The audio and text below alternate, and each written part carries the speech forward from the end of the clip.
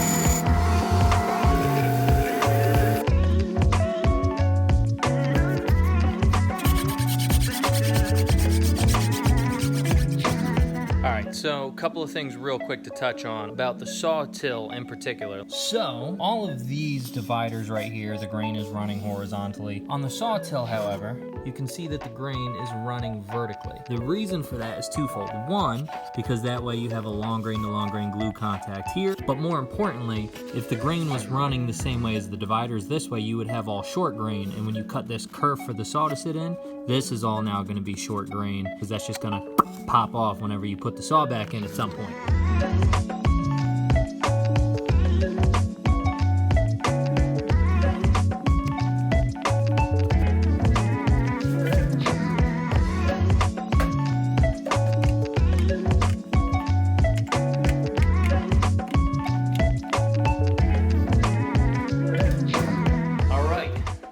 Till is finished.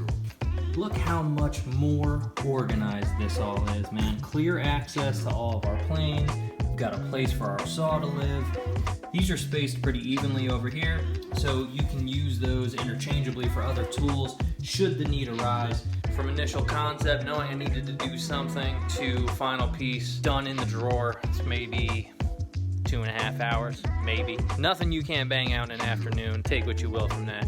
Hope you all have a lovely day.